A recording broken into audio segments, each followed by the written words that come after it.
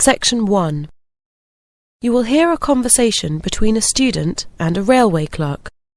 First, you have some time to look at questions 1 to 5.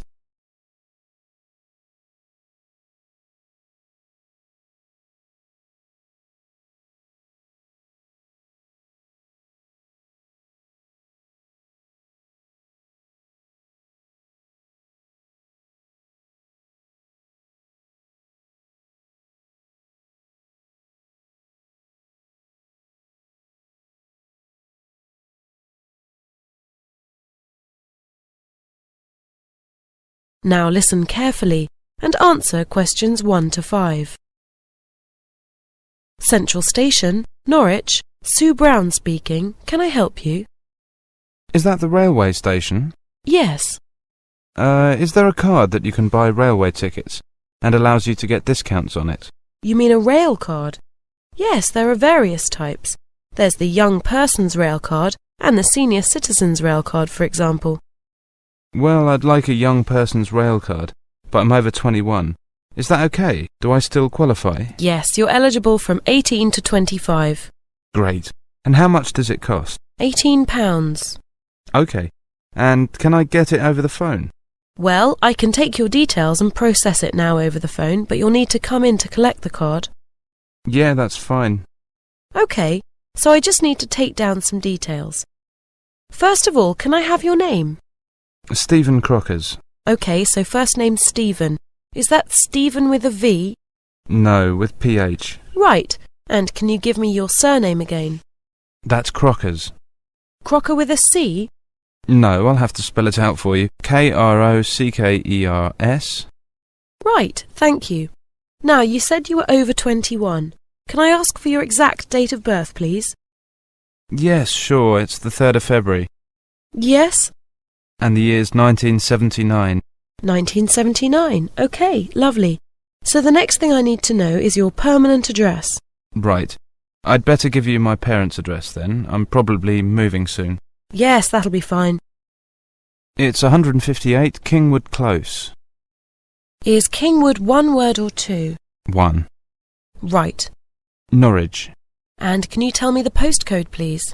It's NR4 6JF. NR4 6JS? No, F for Freddy. Right. And the next thing I need is your telephone number. Do you mean my parents' number? Yes, the number at your permanent address. OK. It's Norwich 456 321. And are you living at that address now?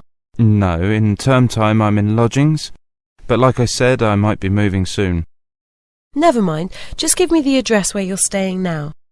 Right, it's 62 Housewalk Terrace, Wakefield. And the postcode? WF1 4NN. Right, that's fine. Before you hear the rest of the conversation, you have some time to look at questions 6 to 10.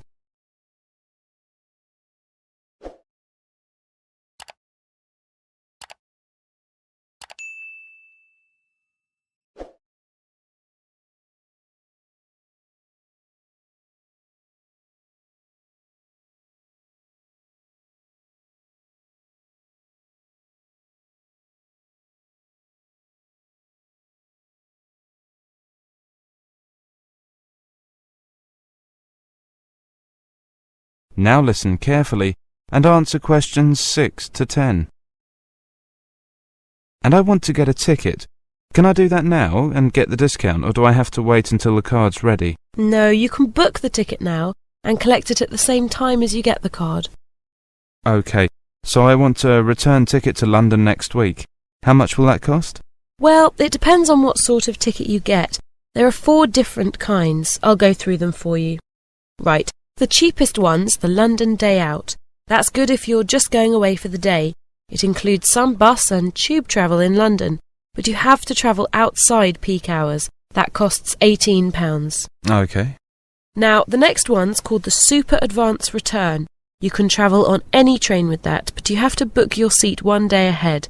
Actually, it's better to book earlier if you can, because there's only a limited number of tickets. OK, and how much is that? It's £23. No, that doesn't sound too bad. What about the other types of tickets? They're more expensive. There's one called the Saver, which again you can use on most trains outside peak hours.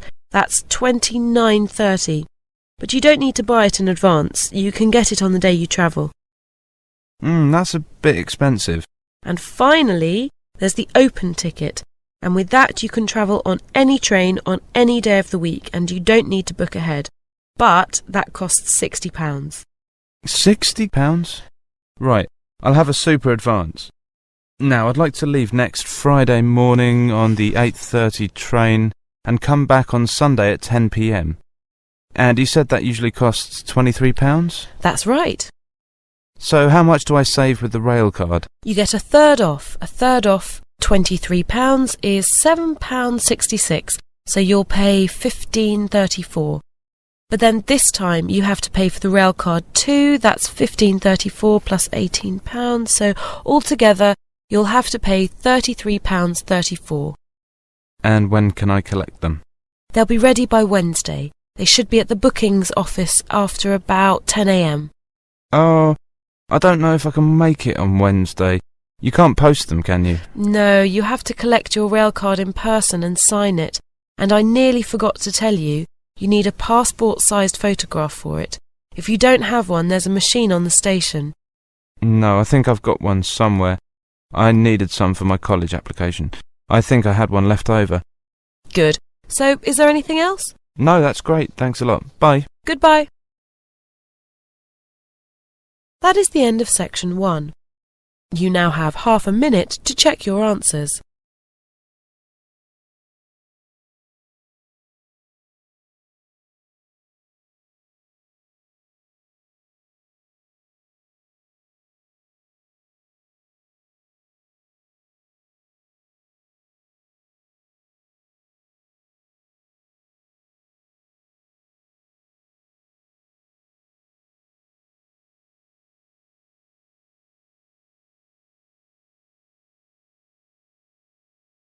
Now turn to section 2. Section 2.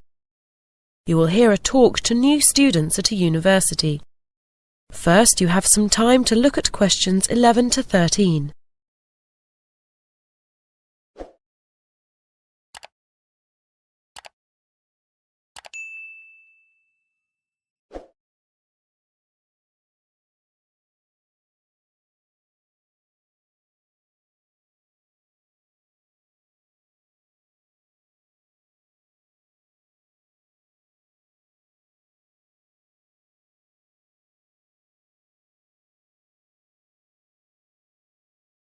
Now listen carefully and answer questions 11 to 13. Hi, it's good to see you all here today, and what a pity the weather is so bad for your first day at university. It could at least have stayed sunny today. Now, my name is Pat Baker. I work for Student Services, and I'm going to tell you about our mentoring scheme for new students. We've had it in place for a few years now, and people starting at university for the first time in general find it a very positive experience at these meetings. What happens is this. Each of you, if you want to join the scheme, will be assigned a mentor. That is, someone who's been studying here for a year or two, and who can show you the ropes. In other words, show you how things work. Give you advice if you need it, and just generally be friendly contact for you in the university. Of course, you'll have your tutors and lecturers, who will also help you with academic problems. But this is someone more your own age, who has been through the same experience quite recently. What the mentor does is to have a group of usually 2 or 3 students, and he or she organises meetings, preferably about once every 2 weeks. We generally find that more than that is just too often. Where you chat about your problems, university life, or just about things in general, and your mentor will give you the benefit of his or her experience. If you're joining this scheme, you'll be meeting your mentor today, just after lunch. If you haven't signed up, by the way, it's not too late. Come and see me after the talk. Don't be frightened about this first meeting. It's going to be quite short, so you won't have time to tell your mentor all your difficulties. You'll just get to know each other a little bit, and, most importantly, fix a time and a place for your next meeting, which you can have when you're feeling more relaxed and not so overwhelmed by the newness of it all. Before you hear the rest of the talk, you have some time to look at questions 14 to 17.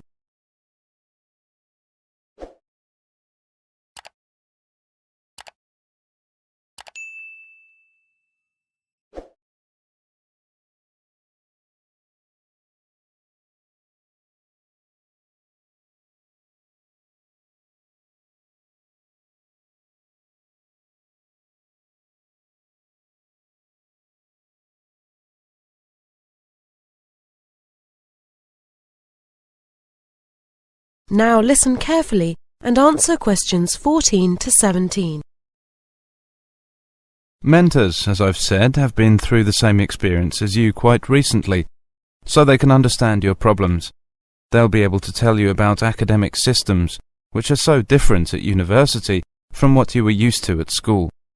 Also, because at university you are much more independent and you have to spend so much time studying on your own, they can suggest techniques for studying which will help you to keep up to date with your work. This university is an enormous place, so another thing which they'll be able to help with is university facilities. You know, anything from sports halls to libraries to medical services, and they can probably help you get involved in all sorts of social activities too. Parties, clubs, sports, whatever. Before you hear the rest of the talk, you have some time to look at questions 18 to 20.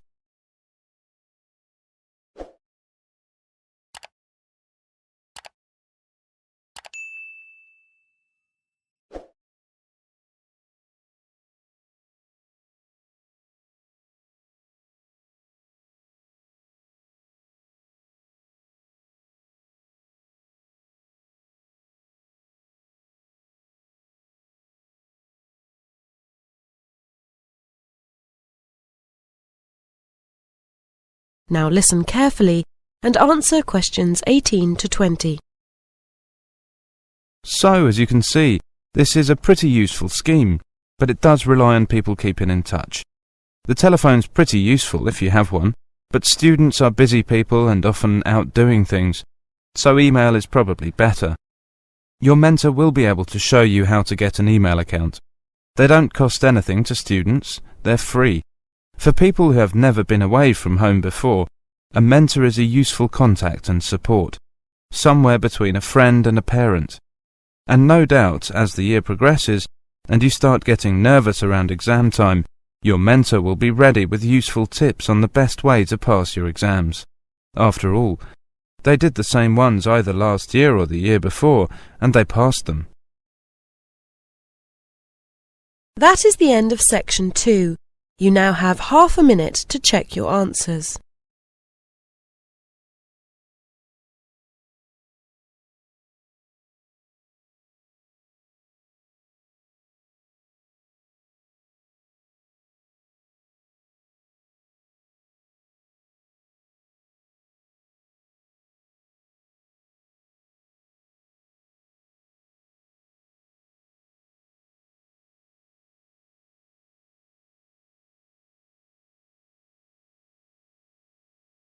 Now turn to section 3.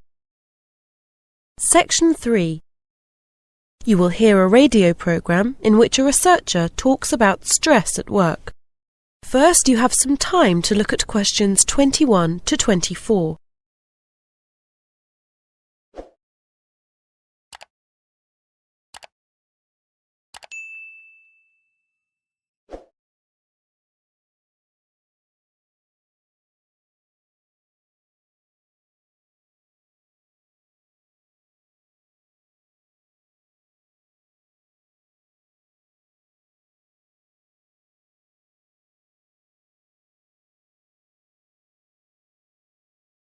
Now listen carefully and answer questions 21 to 24. And now, after that old favorite from the course entitled, I Never Loved You Anyway, we have Dr. Greenhill to talk to us today about stress in the workplace. Is it getting worse, Dr. Greenhill? I'm not sure whether it's getting worse, or just that more people are talking about it. Certainly more people are complaining about it. I've just completed a study of 5,000 workers from 20 different countries. and I've taken a multicultural approach to the subject. And what have you found? That, broadly speaking, the causes of stress are similar all over the world. For example, Raymond from Mexico City says that society measures people by individual success. But, he says, increasingly work is organized in teams. This means there is a conflict between personal goals and the need to cooperate with one's colleagues. He finds this an acute source of stress, actually. Then there's Kikuko from Osaka, Japan, who says she's under a lot of stress because the company she's worked for 30 years is in difficulties. She says it's because her bosses made a number of bad decisions. But really what worries her most is that she might lose her job. You know, she's in her 50s, and at that age, it's not easy to find another one. She says that she also feels overworked, and that's getting her stressed out too. Well, then there's Boris from Odessa in the Ukraine. He puts overwork at the top of his list of stressors. Then there are other factors. Both he and his wife have full-time jobs, so that when they get home, they don't get to relax much either. I guess that's a problem most of us can relate to. We always hear about computers, email, and cell phones as things which get people tearing their hair out. Is this true? In many cases, yes, but not so much as you might think. Only 15% of respondents give this as their main cause. Etienne, from Quebec, Canada, is one, though he also mentions change and the feeling of being a victim of circumstances beyond his control. Other people talk about the amount of work which comes with continual change as being more stressing than new technologies themselves. People feel they lack stability in their working life. But we must remember that in many places it's really lack of new technology that puts people under most pressure. Take Nagwa from Sohag in Egypt, for example. She says that for her the main source of stress was working in noisy, hot, unventilated conditions day out and with no end in sight. So it seems we can't win either way. Before you hear the rest of the program, you have some time to look at questions 25 to 30.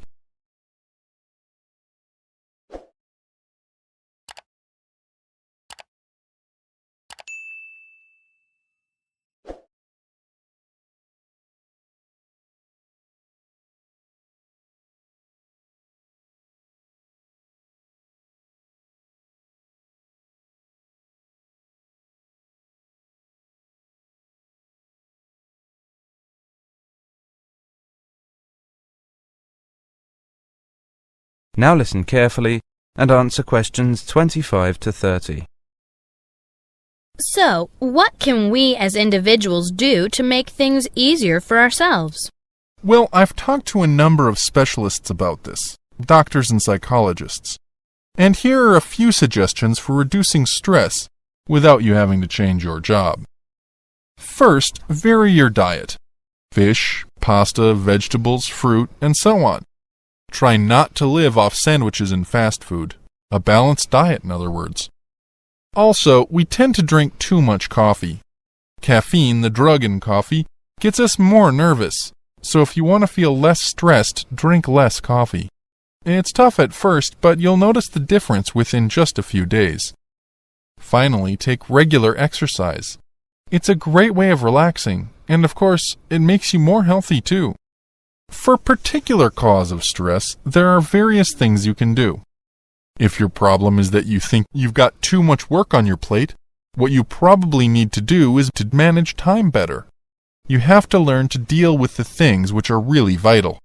Don't waste time on trivialities. There are courses to help you with this. If you are worried about unemployment, make plans so that if it happens, you are ready for it. Do things like set money aside and update your CV so it's attractive to new employers. As for new technologies, do training courses so that you feel at home with them and so that you don't feel frightened of them. So in the end, the best way to deal with stress is for you to take control of your life and not allow yourself to be a victim of circumstance. Thank you, Dr. Greenhill, on fighting stress. And just when you thought you could relax, here's Dolly Parton working 9 to 5. That is the end of section 3. You now have half a minute to check your answers.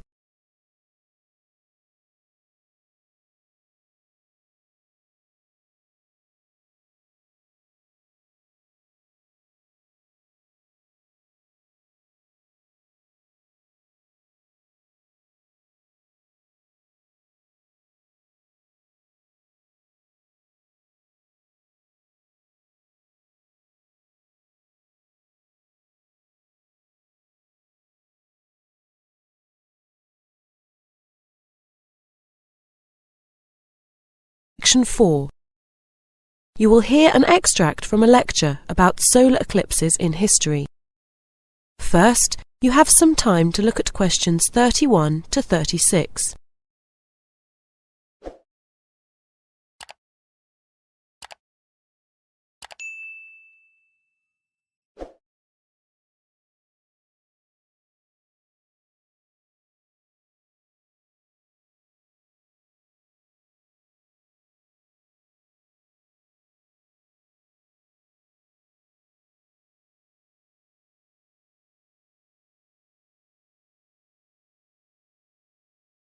Now listen carefully and answer questions 31 to 36.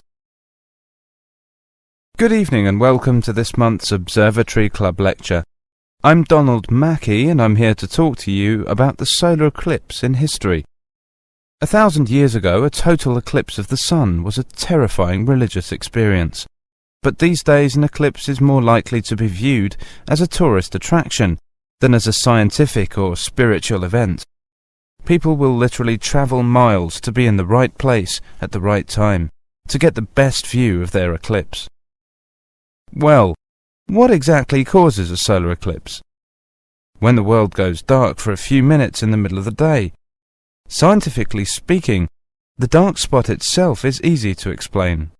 It is the shadow of the moon streaking across a different and, to all intents and purposes, a seemingly random part of the globe. In the past, people often interpreted an eclipse as a danger signal heralding disaster, and in fact, the Chinese were so disturbed by these events that they included among their gods whose job was to prevent eclipses. But whether or not you are superstitious or take a purely scientific view, our earthly eclipses are special in 3 different ways. Firstly, there can be no doubt that they are very beautiful. It's as if a deep blue curtain has fallen over the daytime sky as the sun becomes a black void surrounded by the glow of its outer atmosphere. But beyond this, total eclipses possess a second, more compelling beauty in the eyes of us scientists, for they offer a unique opportunity for research. Only during an eclipse can we study the corona and other dim things that are normally lost in the sun's glare. And thirdly, they are rare. Even though an eclipse of the sun occurs somewhere on Earth, if you sit in your garden and wait, it will take 375 years on average for one to come to you. If the moon were any larger, eclipses would become a monthly bore. If it were smaller, they simply would not be possible. The ancient Babylonian priests, who spent a fair bit of time staring at the sky, had already noted that there was an 18-year pattern in their recurrence, but they didn't have the mathematics to predict an eclipse accurately. It was Edmund Halley, the English astronomer, who knew his maths well enough to predict the return of the comet, which incidentally bears his name. Before you hear the rest of the lecture, you have some time to look at questions 37 to 40.